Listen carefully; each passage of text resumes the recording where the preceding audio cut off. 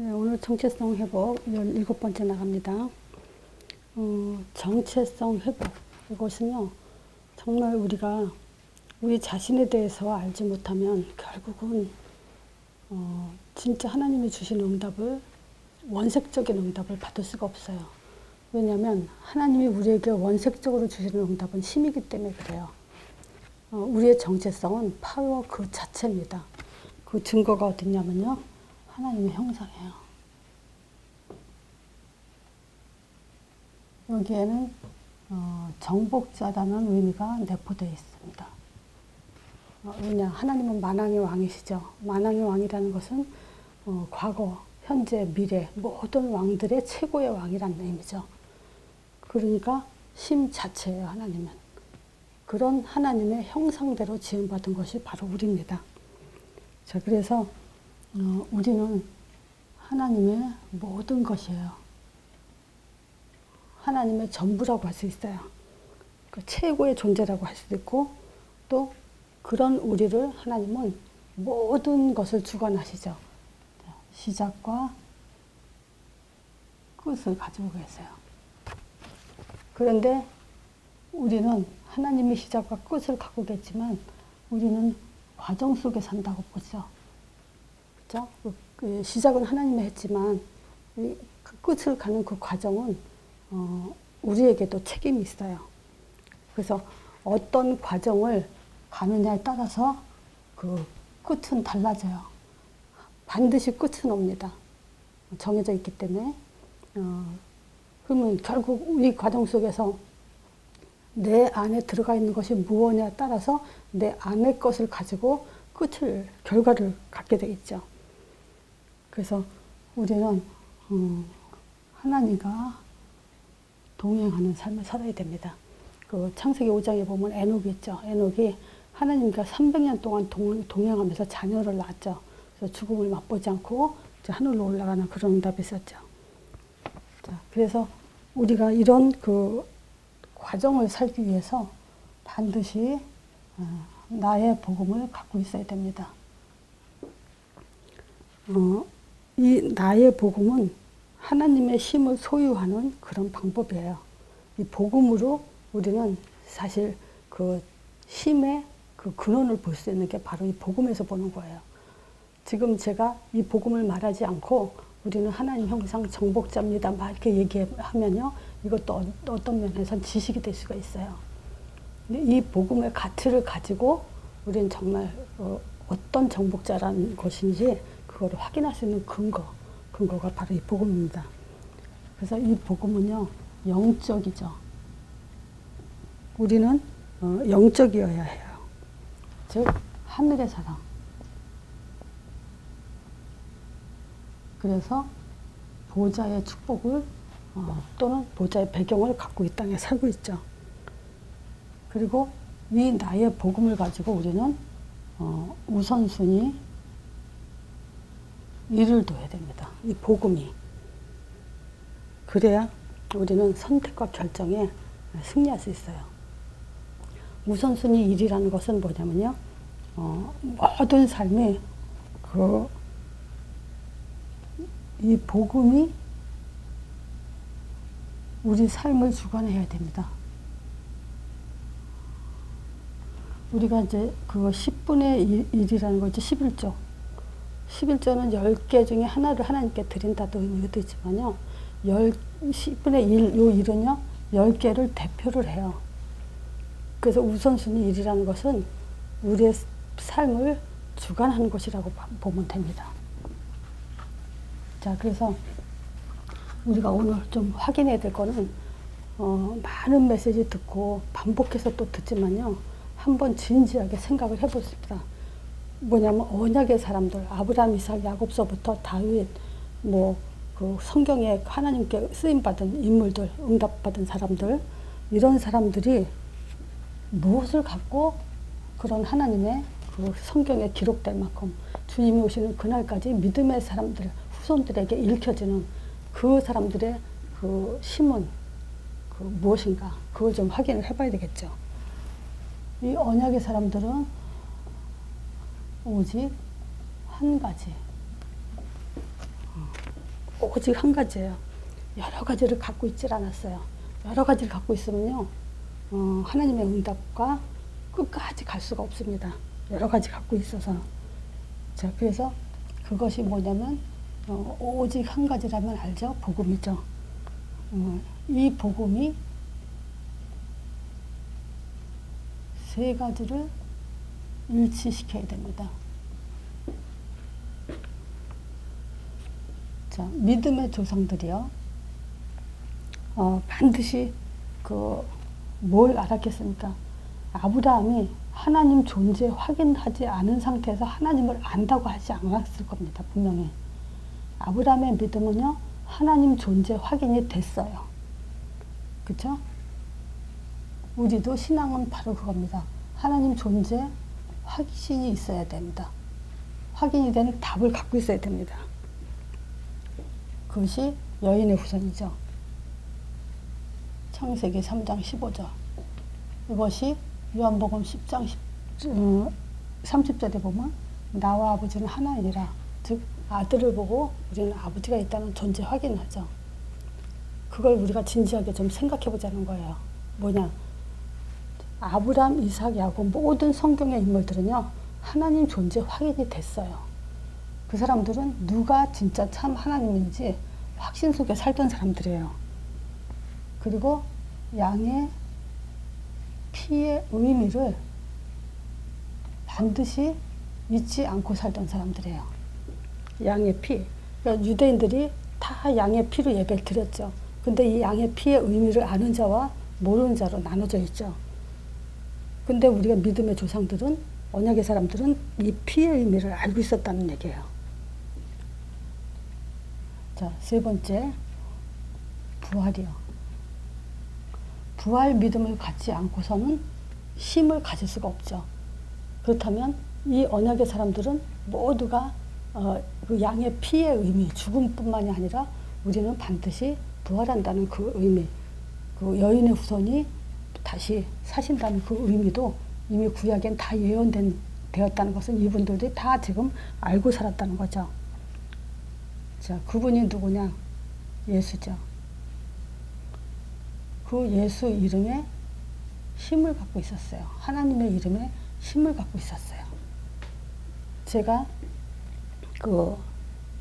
만약에 지금 계속 우리가 말씀 속에서 예수 이름에 힘입어, 성경 기록 목적 있죠? 요한복음 20장 31절이요. 예수 이름에 힘입어 했을 때 이 힘, 그러면 아마 이 메시지를 처음 듣는 사람이나 또 계속 들었어도 예수 이름에 힘이 안 나는데 어떻게 힘이 날까? 그럼 나는 힘이 난다는데 본인들은 힘이 안 나고 지금 갈등을 하는 사람들도 있을 거예요. 제가 예수 이름에 힘이 난다는 것은요, 바로 예수 이름에 선지자, 제사장, 왕의 역사가 일어난다는 믿음의 확신이에요.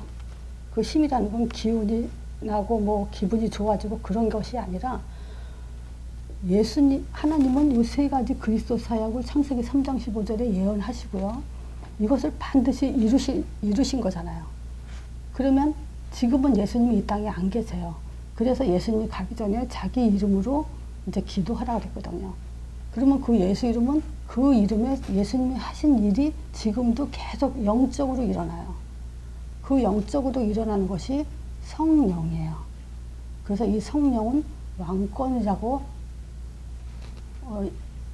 그리스도 고백한 베드로 이후에 이제 예수님이 죽고 부활할 걸 얘기하면서 그 제자들의 베드로가 그림 없어 죽지 말라 그러죠.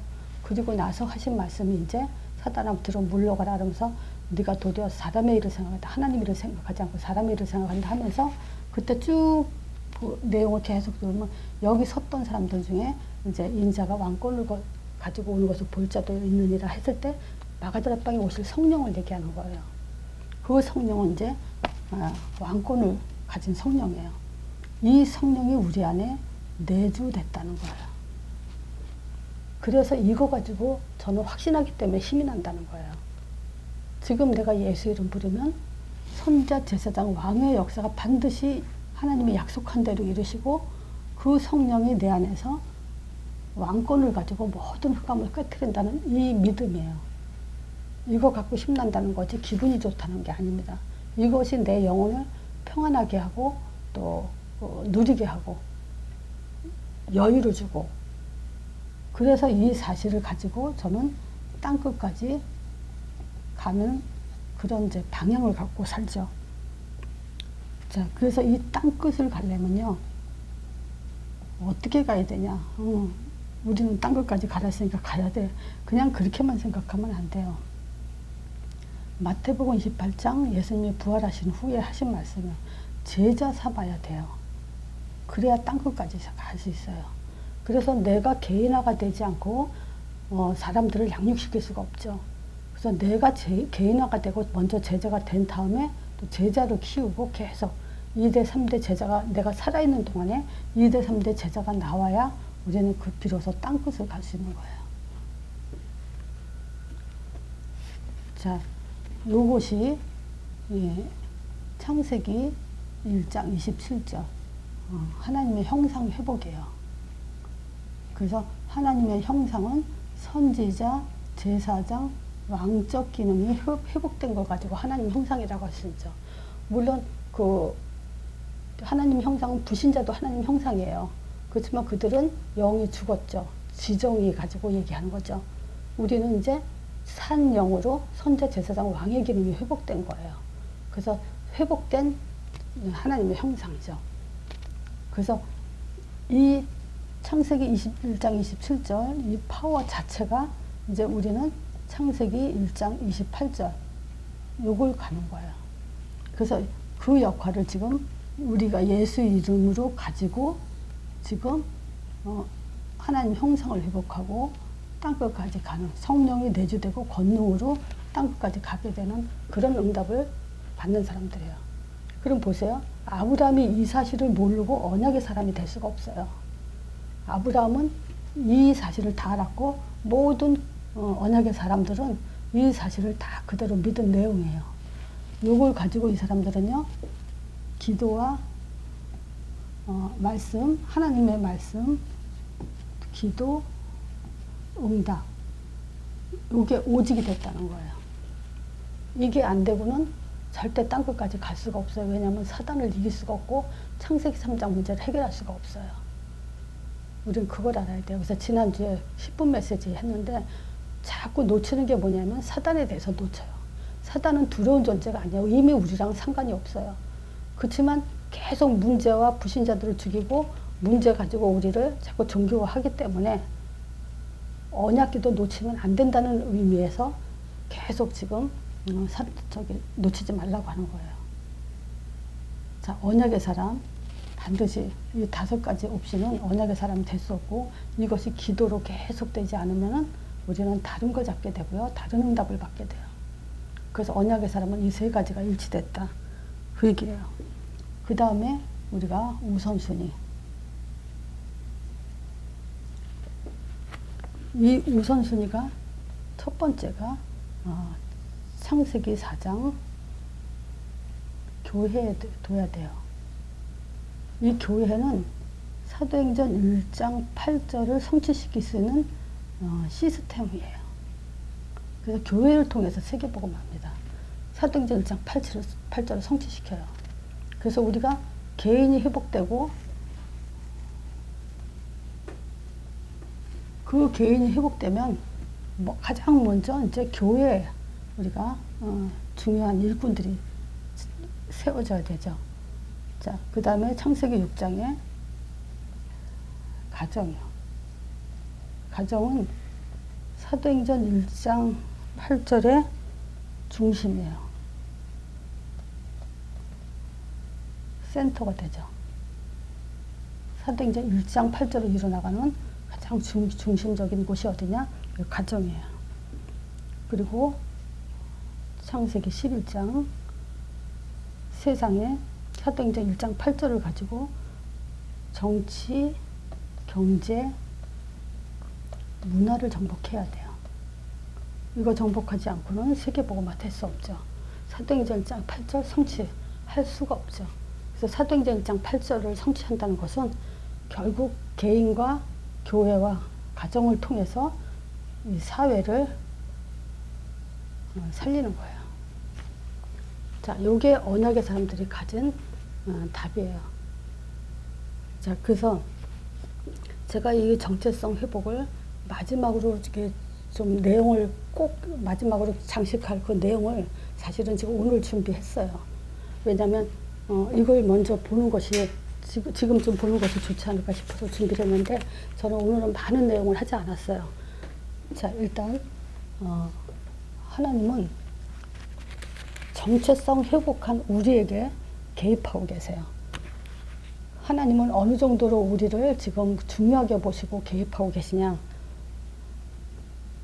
창세기 12장 1절에서 3절 아브라함부터 봅시다. 내가 아브라함이 아니면요, 아브라함의 축복, 응답, 언약 다 놓치게 됩니다. 아브라함은 대표성이라 그랬죠. 아담도 대표성이고 예수님도 대표성. 그처럼 아브라함도 나의 대표성이에요, 우리에게. 그래서 내가 아브라함이 되지 않으면 사실은 언약을 놓치는 거예요. 하나님과 관계가 파괴되는 겁니다. 자, 분명히 나를 불렀을 때 하나님은 뭐라 하냐? 본토 친척 아버지를 떠나서 내게 지시할 땅으로 가랬죠. 그리고 나로 큰 민족을 이룬다 그랬어요. 그리고 내게 복을 줘서 내 이름을 창대케 한다 그랬어요. 나를 축복한 자는 축복하고 나를 저주한 자 저주한다 그랬어요. 분명히 이것이 복음 가진 사람의 그 언약입니다.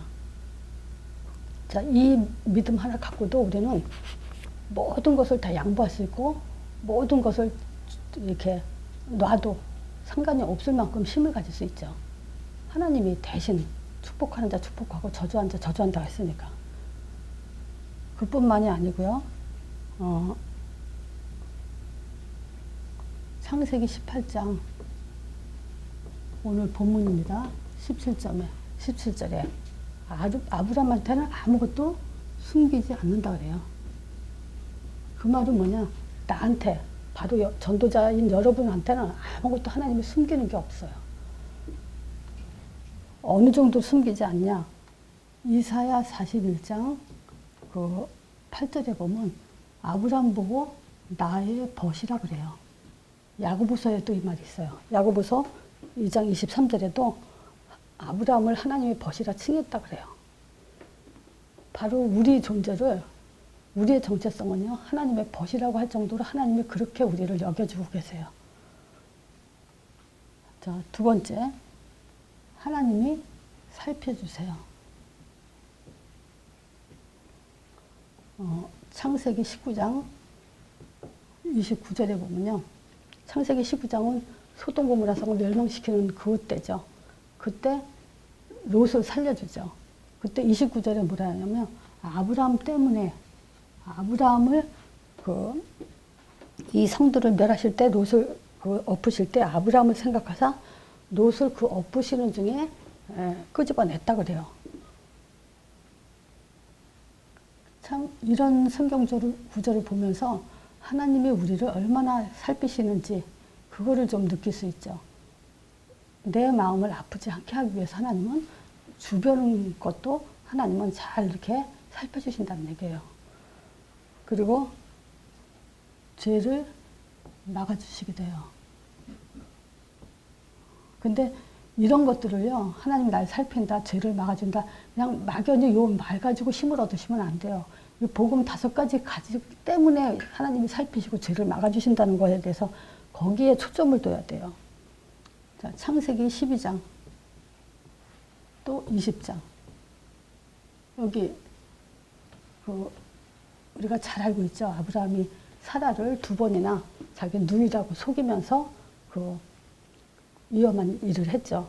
언약 파괴할 정도의 위험한 행위죠. 그때 하나님이 창세기 12장에는요, 바로를, 바로의 모든 누이라고 속였으니까 안에 사라를 갖다가 이렇게 취하잖아요. 그랬을 때 재앙을 내립니다. 그래가지고 사라를 취하지 못하도록 막아주시고 20장의 아비멜렉은 뭐냐? 꿈에 나타나서 취하지 말라 그러죠. 그럼 취하면 네가 죽는다고. 이 말은 뭐냐? 하나님이 모든 그 죄를 아브라함의 실수임에도 불구하고 그 죄를 막아주시고 계세요. 그 가정의 불행을 막아주고 계세요. 또 오늘 많이 볼 내용은 바로 이 모세에 대해서요. 참, 이 모세는 출애굽이라는 위대한 일을 했지만 민수기 12장 1절에서 8절에 보면요. 모세가 구스 여자를 취해요. 자, 이 여자를 취함으로 인해서 어떤 일이 벌어지냐면요. 그 미리암, 누나죠. 미리암이 그 모세에게 이제 뭐라고 얘기하죠. 비방하죠. 그것도 아론하고 같이. 자, 그럴 때 뭐라고 이제 비방을 하냐면요. 하나님이 모세하고만 지금 말씀하셨냐. 우리하고도 말씀하지 않았냐. 그러면서 이제 그 모세에 대해서 비방하면서 했을 때 그 말을 하나님이 그 2절에 보면요. 그 말을 들었다고 그래요. 그리고 회중에 하나님이 이 세 사람을 불러요. 그리고 모세, 그 미리암과 아론을 따로 세우고서는 그들에게 야단을 치죠. 뭐라 그러냐면요. 지금 내 말을 잘 들어봐라. 너희 중에 선지자가 있으면 내가 이상중으로 말하기도 하고 또 꿈으로 말하기도 하지만 내 종 모세는 그렇지 않다. 그는 나의 온 집에 충성됩니다. 그는 내가 대면에서 명백하게 말하고 은밀한 말로 하지 않는다. 그러면서 어찌하여 내 종 모세를 비방하기를 두려워하지 않냐 그래요. 구스 여자를 취한 것은 물론 모세가 잘한 일은 아니에요. 그렇지만 이 내용을 봤을 때 이 사역자 모세 하나님은 지금 모세의 그 권위를 세워주고 계세요.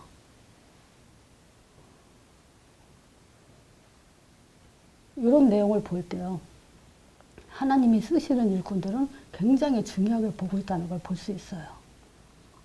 두 번째, 민수기 14장. 민수기 13장에 그 12명의 정탐꾼 정탐한 게 나오죠. 그 14장에는 이제 정탐한 거에 대해서 이제 그 백성들이 막 불평하고 막 이런 내용들이 나와요. 자, 여기서 우리가 볼 것은요. 중요하게 지금 그 이스라엘 자손들이 모세와 아론을 원망하죠. 그럴 때 그 갈렙이 그렇지 않다라고 또 막 적과 꿀이 흐르는 땅이고 하나님 주인 땅이다. 우리가 능히 이길 수 있다. 막 이런 얘기를 하면서 할 때 이제 민중들이 돌을 들고 이제 모세 아론을 돌로 치려고 하죠. 그때 하나님이 나타나서 이제 그때 전염병으로 이들을 다 죽이려고 그래요. 그때 모세가 뭐라고 얘기를 하냐. 지금 하나님이 출애굽을 통해서 또 광야에서 그들을 지금 다 살려놓고 여기서 지금 그 전염병으로 다 죽이면 결국 하나님은 힘이 없어서 그들을 언약의 약속한 땅에 들어가지 못하게 한 거 아니냐. 이런 소리 듣지 않겠냐. 이런 말을 해요. 그러니까 그때 20절에 민수기 14장 20절에 여호와께서 뭐라 그러냐. 내 말대로 사하노라. 그러면서 전염병으로 그들을 죽이지 않아요. 그래서 모세의 제안대로 하나님이 들어주셨다는 거야. 그러니까 전염병으로 내가 치겠다 할 때 모세가 어떻게 하나님이 그렇게 하시겠다 하는 거를 그렇게 하지 마세요 이런 말을 하겠어요. 하나님이 그렇게 하신다면 그렇게 하세요 그랬죠. 근데 모세가 그렇게 하지 말라고 얘기하는데 하나님은 또 그대로 또 따라주세요. 이게 전도자의 그 뭐랄까 힘이라 할까? 그 정도로 지금 하나님은 우리에게 제대로 개입하고 계시고 우리의 초점을 두고 우리의 말대로 하나님은 따라주시기도 한다는 거예요. 요셉이 감옥 갔을 때 따라갔죠. 노예 생활할 때 따라갔죠. 계속 따라다니셨어요. 그게 임마누엘이에요. 우리가 문제 있을 때 뭐 할 때 하나님은 항상 우리와 함께 하신다는 거. 이거 여러분들이 많이 듣죠. 근데 실제 안 되잖아요. 그건 안 믿기 때문에 그래요. 예수 이름의 힘, 파워를 모르기 때문에 그래요. 지금 모세 내용 이거 보면요. 하나님은 항상 우리의 기도에 들으시고 응답하시는 거예요. 또 오늘은 제가 여러 가지 길게 얘기 안 해요. 민수기 12장, 14장 이런 거 읽어보세요. 그리고 또 있죠. 그 마태복음 19장 보면 1절에서 12절. 여기서 이제 그 바리새인들이 예수님을 시험하려고 그런 얘기를 해요. 그 아무 연고도 없이 그 와이프 부인에게 이혼 증서 써줘도 되냐고. 그렇지만 하나님이 예수님이 뭐라 그러죠? 남자와 여자를 만들었잖아요. 그리고 그들을 짝지게 했고 가정을 이루게 했고 그 가정이란 시스템을 만들어놨기 때문에 헤어지고 막 이러는 거 그건 하나님 뜻이 아니라 그러죠. 그때 이제 이 사람들이 뭐라 그래요? 근데 모세는 왜 이혼 증서 써주라 그랬냐? 그랬을 때 예수님이 한 말이에요. 그 시대 그때 너무 악해서 모세가 그랬다. 이 말은 뭐냐? 모세의 재판대로 그대로 하나님도 따라주신 거예요. 또 이뿐만이 아니고 이제 다윗이 3상 16장 13절 우리가 많이 잘 알죠. 다윗이 이제 기름 부음 받을 때 사무엘 통해서 기름 부음 받을 때 하나님이 뭐냐 그에게 충만하게 옛날 이후로 여호와 신이 크게 감동하니라. 하나님의 신이 크게 감동. 이뿐만이 아니죠. 23절에 바울이 저걸 지저고 수금을 탔을 때 악신이 떠나게 했죠.